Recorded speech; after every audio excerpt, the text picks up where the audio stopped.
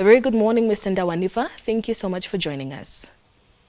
Yes, good morning, madam, and thank you very much for having me. All right. Now, if you could perhaps just talk to us about lightning and its causes. Thank you.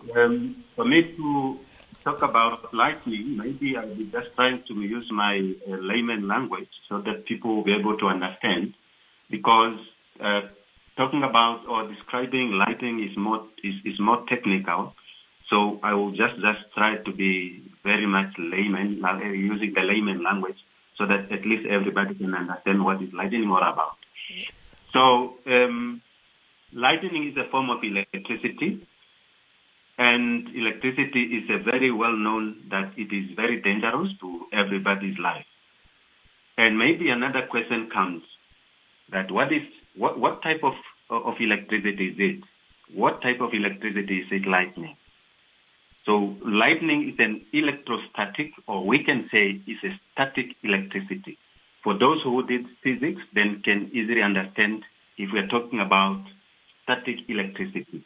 And a static electricity is an electricity which is produced when we have got two surfaces or two objects that are rubbing over each other. And they produce some sparks of light. And that's how also lightning is formed. And we are saying lightning is a static electricity, and this electricity is produced when two surfaces are rubbing over each other. And to explain further is what causes lightning in the atmosphere. So lightning is happening in the atmosphere during the rain season, and during that time, the atmosphere is always moisture. And that moisture contains or is formed by the cold air and warm air that always come together or tries to pass over each other. And that's how those who are on the ground, we used to see that we see clouds in the atmosphere. What is also happening there, when cold air meets warm air in the atmosphere, the warm air goes up because of the density, and the cold air tries to go down, because the warm air has got a less density than the warm air has got less density than the cold air. So they try to pass over each other. When they are trying to pass over each other, the friction is happening between these two parts of the atmosphere. Then, when the warm air goes up and cold air comes down, as a result, there will be a formation of the thunderstorm or a thunderstorm cloud. The cold air contains what is in the cold air and what is there in the warm air. Then the cold air contains the ice crystals, while the warm air has water droplets. And how lightning is happening then? Then during the storm, the water droplets and crystals, as they're trying to pass over each other, these two bounce together. They bounce together and move apart in the atmosphere. When they bump together, or when they are rubbing over two surfaces, or when these two surfaces are rubbing over each other, then they produce a static electrical charges in the clouds that we can see here on the earth, and we say that is lightning. Right. So I cannot go into the details of talking about the positive and negative charges, because people will not easily understand this. Yeah, But during the rubbing of these surfaces, positive charges and negative charges, they always attract each other. And that's how the electrical charges is produced and the lightning is happening there. All right, Mr. Ndawanifa, we definitely thank you for that detailed explanation of what causes lightning. But what are some of the things that we should keep in mind, the do's and don'ts, when lightning strikes? Yes, thank you very much once again for that question. That as human beings on the ground, we have to avoid being struck by lightning. And lightning is something that you cannot control over it, because it is happening at a different zone. Therefore, as human beings, we need always to be conscious that we try to avoid being struck by lightning. And what a person must do in order to avoid to be struck by the lightning. So a person must go always when you experience that the rain is about to come, or the atmosphere is covered by the clouds and you hear the thunderstorms or the thunder sounding in the atmosphere, then always you must try to move close to your house. So you must go inside the house, and you must not stay in the open space. So therefore, if you are elsewhere where there are no buildings, so try to move as fast as possible until you find a building or you find a house. Or if you are not close to the house, maybe you are you've got an access to a car, you must at least make use of your car to go inside of your car, just to avoid for you to be struck by the lightning. So we are also advising that people must stay indoors for at least 30 minutes or an hour until the thunder has totally disappeared. So those are the do's that at least a person must do in order to avoid to be struck by lightning. And what are the don'ts? Maybe what a person must not do. For a person to be on the safe side, he must not go under the shelter. Very, very dangerous. You find people in the communities when it is raining. People, they run to stay under trees, to stay under shelters, to stay under shade. Because those who used to be panicked, they can even go as far as up to under the dugouts where they see maybe they cannot be reached by lightning. So you must also not touch these electronic devices, or even making some calls by using these landline calls. We call them corded phones. You must also not try to touch this outlet like the electrical outlet. Maybe you see some electrical cables. You see also the water. You use also the water taps. You must not make use of those things because you expose yourself to lightning. So we must also urge the community members that they must not swim during the rain. They must not take showers, or they must not be in water. And most importantly, do not be on the open space. When you see it's raining and there are storms, please do not be on the open space.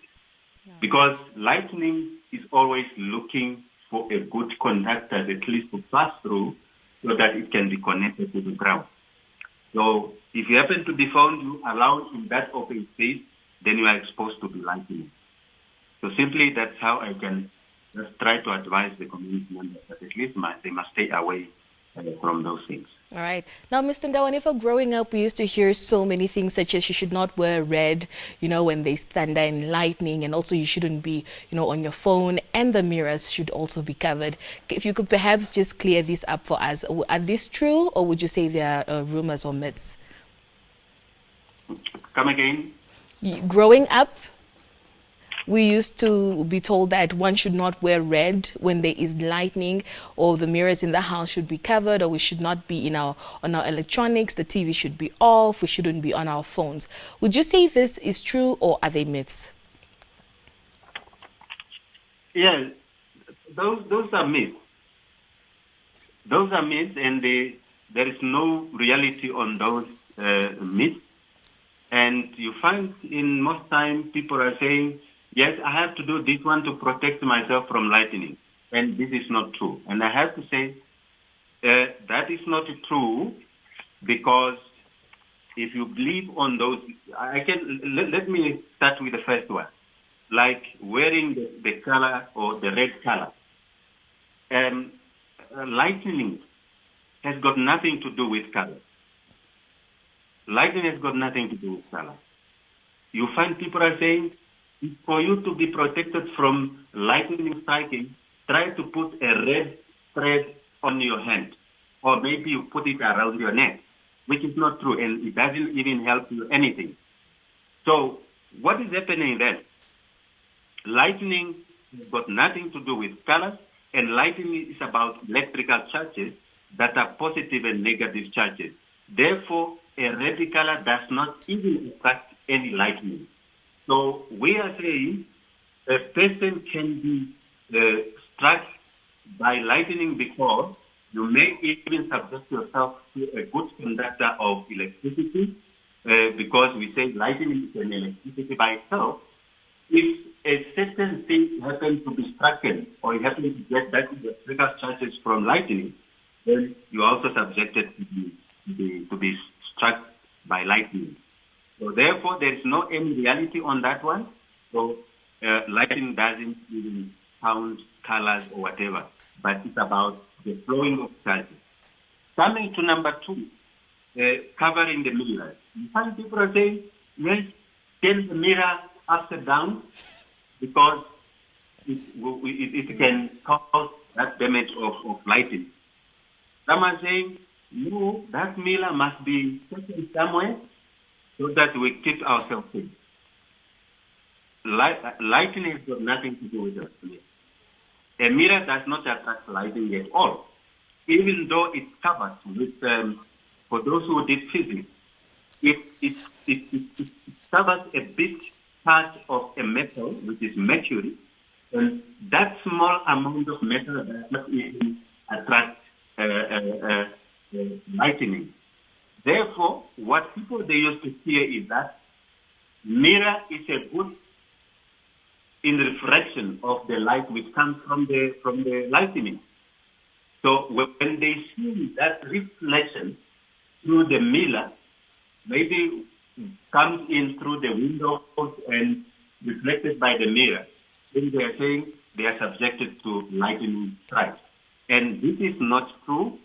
And I'm saying mirror has got nothing to do with the attraction of lightning. All right. So, Yes, Mr. Ndawanifa, unfortunately time is not on our side. If you could perhaps just talk to us about how someone can give first aid to someone that was struck by lightning, some of the things that the public should keep in mind. Yes. The first aid, yes, we need to assist our beloved ones if they happen to become victims. So in the first place, before you give an assistance to the person who has been struck by lightning, try to first assess the danger to you, the one who wants to give an assistance, because you may even become the second victim. So therefore, before you approach the person who has been the victim of lightning, try always to assess the situation. And secondly, always when you are going to give an assistance or a first aid, make sure that if it is possible, you put on grooves, at least, to avoid contaminating the victim, because the victim happens also to survive of lightning. But if the person has got some injuries, then you go and assist with bare hands, then you may also be affected indirect or directly. You must also check that if the victim is breathing. So sometimes people they used to say the person is already dead, there's no any other thing that we can do, but there might be a possibility of rescuing this person, of making or bringing this person to life. So make sure that you go there, you check thoroughly if the person is breathing. Then if the person is breathing, there are some things that you can do. There are 3 things that at least a person can try to help. First of all, you must, if the person is breathing, try to maximize the breathing by pressing the chest of the person harder and very fast, so that the breathing can open up the airways for the person to be able to breathe. So that the oxygen can easily circulating with blood so that the person can survive. So you must also try to call the police for assistance, to call the ambulance, and also the paramedic ambulances for assistance. So in short, that is what I can say, that at least we need to assist our victims rather than saying, the person is already dead, you must leave it. All right. Mr. Ndawanifa, thank you so much for joining us this morning, for just informing and educating the Namibian public on what to do in terms of lightning.